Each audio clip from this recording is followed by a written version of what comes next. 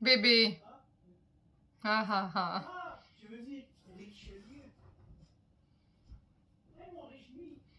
Alors, bonjour tout le monde. Bienvenue sur Cheval Coaching. On est rendu au deuxième mercredi, donc à une vidéo. Et cette semaine, la vidéo porte sur les chevaux de la ville d'Ottawa. En fait, j'étais tellement, on sait, aux nouvelles, au Canada, en Ontario, dans la ville d'Ottawa, il y a eu des manifestations. Et loin de moi l'envie de juger le bon côté ou le mauvais côté des choses. Les gens ont manifesté et eh bien, la police a mis fin au siège qu'il y avait par les camionneurs à la ville d'Ottawa. Et entre autres, ils ont utilisé les chevaux de la police montée. Et c'était, il y a des images que vous pouvez googler sur le net. Police montée Ottawa, je vous mettrai un lien en bas de la vidéo. Vous pouvez constater le calme et la sérénité des chevaux dans une situation où est-ce que n'importe quel autre cheval réagirait fortement à la situation. Alors là, ils sont calmes, en avant, droit. Et en fait, la vidéo d'aujourd'hui, c'est comment qu'on fait pour avoir un cheval calme, en avant et droit, en toutes circonstances. Et pour moi, il y a 3 critères primordiaux quand on veut avoir un cheval calme. Et c'est, de 1, l'individu lui-même. Alors, soit son bagage génétique, mais son propre caractère. Tout le monde a un caractère qui leur est propre. Les chevaux ne font pas exception à ça. Ensuite, son milieu de vie. Parce que on a des chevaux qui peuvent s'améliorer énormément d'un point de vue rassurance, d'un point de vue... comment je dirais ça? Je dirais comme ils sont capables d'en prendre parce qu'ils ont appris la résilience, mais souvent c'est inclus dans leur milieu de vie propice à développer ça. Et d'autre part, et en dernier, mais non le moindre critère, l'entraînement. Et oui, ça s'entraîne un cheval, c'est comme un chien. Ça s'habitue et ça se désensibilise. Alors, on va approfondir un petit peu, on va rentrer dans le sujet de chacun. Alors, partons pour l'individu lui-même, le cheval en lui-même. Bien sûr, il y a un bagage génétique qui compte. Parce que si les 2 parents du cheval sont des chevaux au tempérament chaud et nerveux et réactif, parce qu'on peut avoir un cheval chaud, on peut avoir un cheval qui a énormément d'énergie, mais que ce soit quand même un cheval calme en situation inconnue. Mais on peut avoir un bon mélange des 3 qui n'est pas calme en situation d'inconnu, et là, ça peut devenir vraiment catastrophique. Mais en fait, ce qu'on veut, c'est que ce soit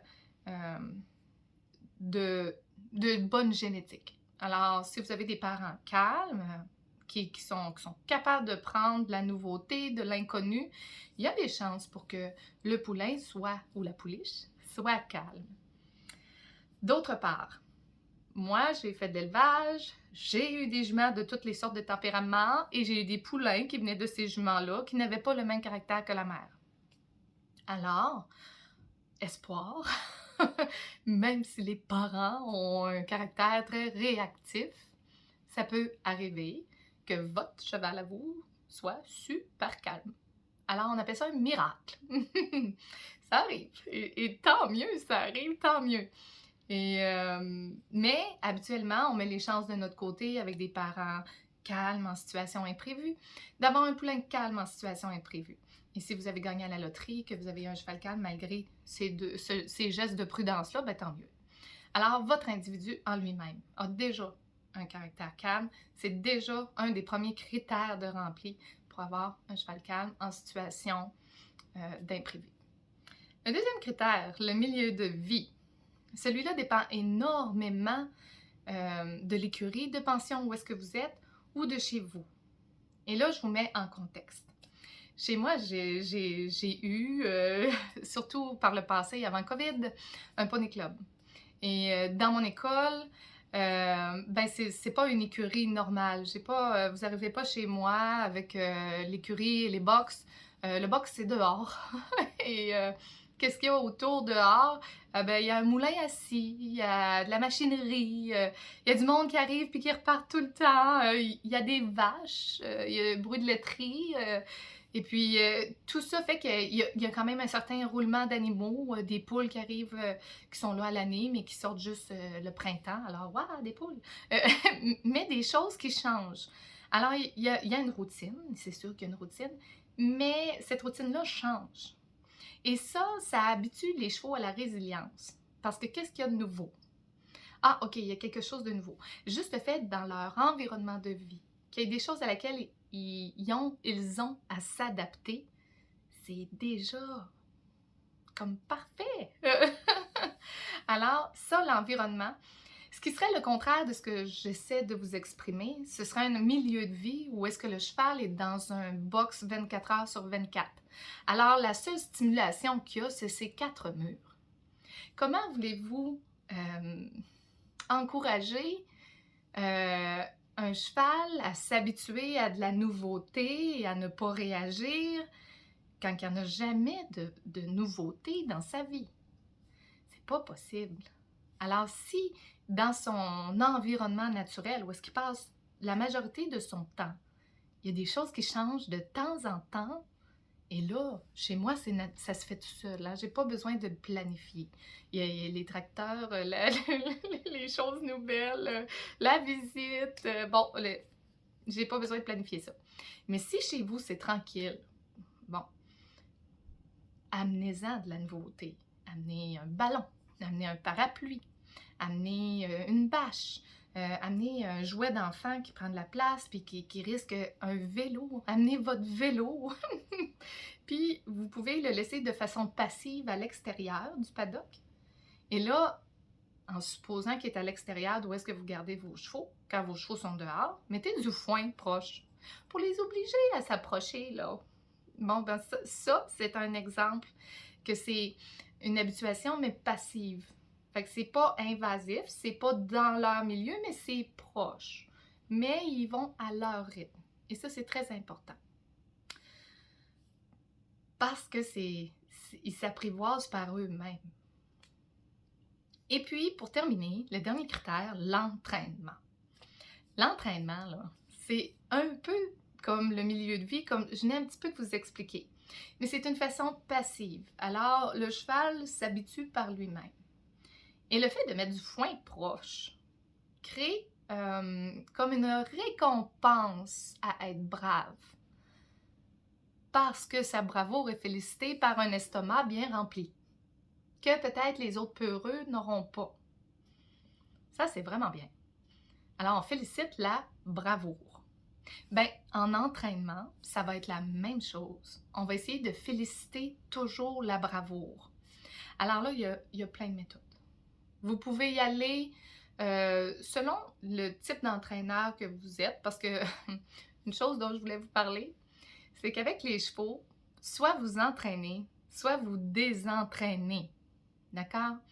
Alors, supposons que votre cheval a peur d'un cône.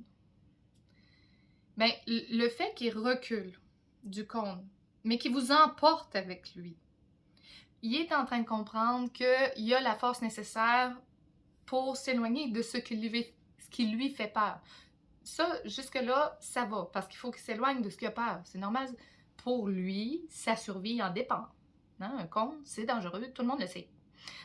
Alors, mais le danger, c'est que s'il vous a traîné avec lui, parce que vous vouliez rester et puis vous avez tiré sur la laisse, lui a très bien compris qu'il était le plus fort. Ça, c'est pas trop bon. Bonjour, Mi! Voici mon chat, ici. Il s'appelle Mi. Les présentations sont faites. Ça se peut qu'il essaye de me voler la vedette.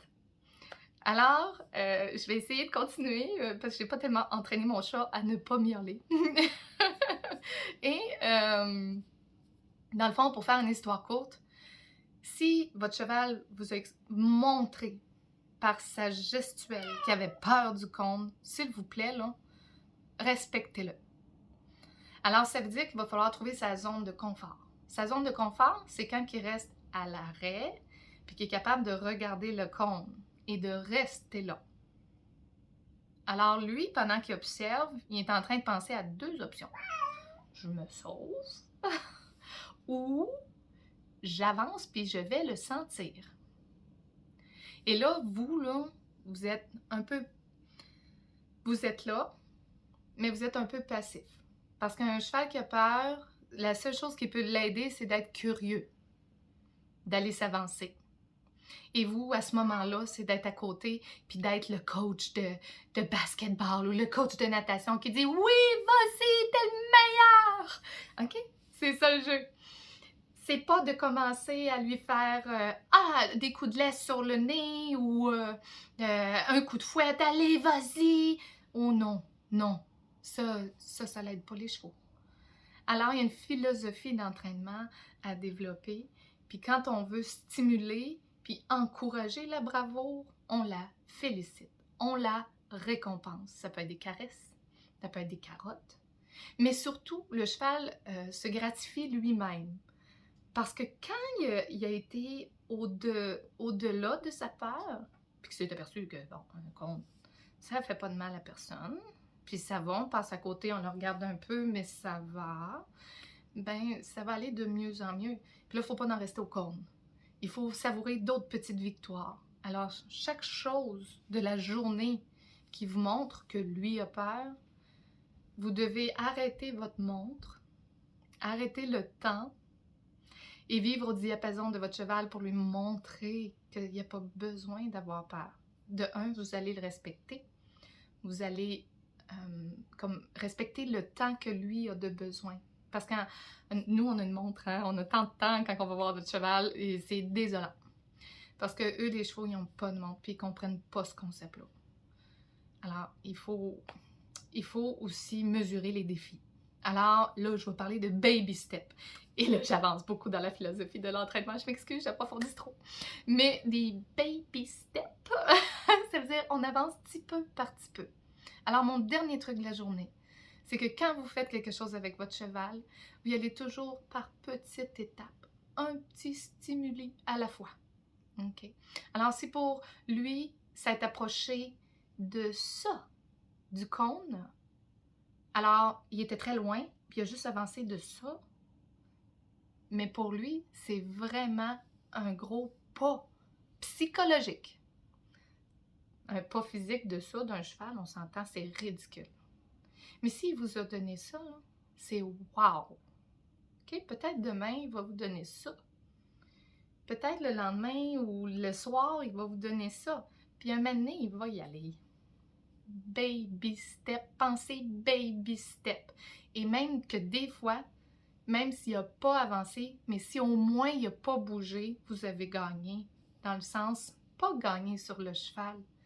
Vous avez gagné que lui a de la bravoure. Il a réussi à rester sur place au lieu de se sauver. Et voilà, j'ai réussi à faire 13 minutes. Je voulais en faire comme 8. Mais c'est la vie. Alors, je vous dis... je vous souhaite vraiment du succès avec vos chevaux. Je vous souhaite des chevaux calmes. C'est le fun de se sentir en sécurité avec des chevaux. Et puis, on se revoit au prochain mercredi, dans 2 semaines. Je m'excuse, je n'ai pas la date. Je vais vous l'écrire en dessous dans les commentaires. Au revoir!